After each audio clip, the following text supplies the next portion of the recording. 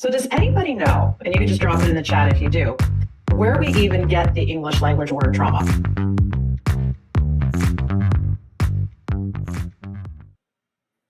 Interesting you went there first, Daniel. German for dream. That's true. But even the German term for dream gets it from this other root. Hint, it's Greek.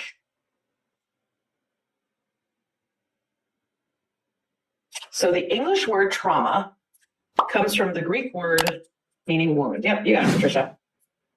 The English word for trauma comes from the Greek word meaning wound. Yep.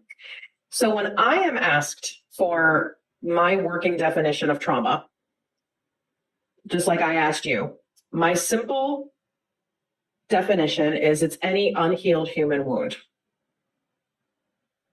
And those wounds can be physical, emotional, sexual, spiritual. It can be a combination of wounding.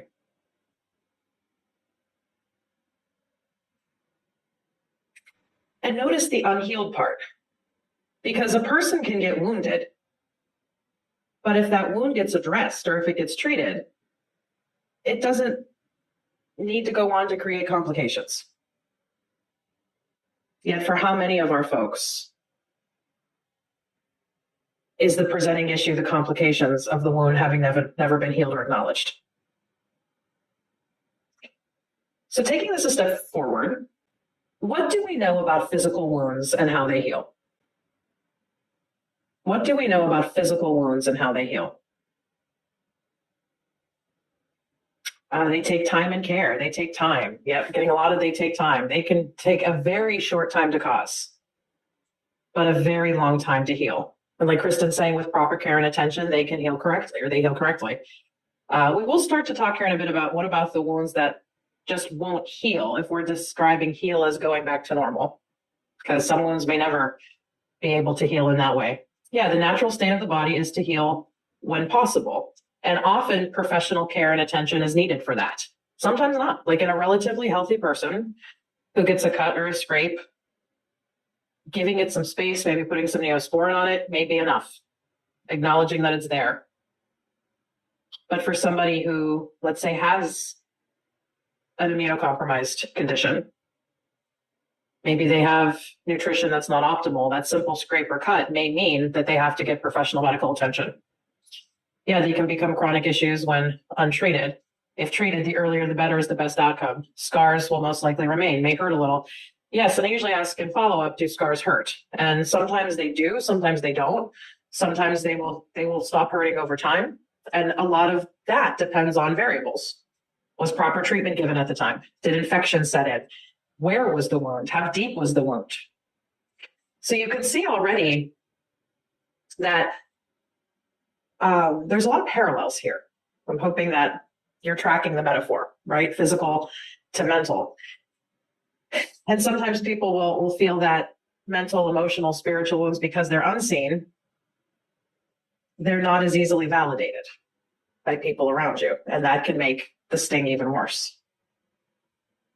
But that whole idea of there are many variables at play is why when a lot of times I'm asked for my clinical thoughts on something, my short answer is it depends, because we have to look at the whole thing. So I mentioned that, yeah, some wounds may not heal. I always think of my friend Heather when I mention that, because she was born with one leg. It was as a result of her father's Agent Orange exposure in Vietnam. She was born with one leg. So healing for her will never mean getting her leg back. But what Heather has been able to do is adapt. She's had prosthetic technology. She's had good family support, good spiritual support, some artistic skills. She does a lot of advocacy work. And we use that term a lot in EMDR therapy, that even that the word healing can be loaded, right? How I define healing may be different than how you define healing. Some wounds, again, may never truly heal, but we can learn to adapt to the reality of having been wounded and go on to live a full life. And that may sound very common sense, and a lot of us already recognize that a lot of our clients just aren't shown how to do that. How to adapt. So if this wound metaphor makes sense to you, you are more than free to use it with your clients, because so many folks can't quite acknowledge that I have been affected by trauma. The word trauma may still feel like too big of a word, especially if a lot of folks were told things like you didn't have it as bad as people who went to war, et cetera, et cetera. So I did put together a TED Talk back in 2015 on this whole trauma as wound exploration. And you're free to show it with your clients. You're free to view it yourself, because I could probably talk about this metaphor for another hour, but I do want to move us on due to time. Like Carol's saying, what if we are wounded?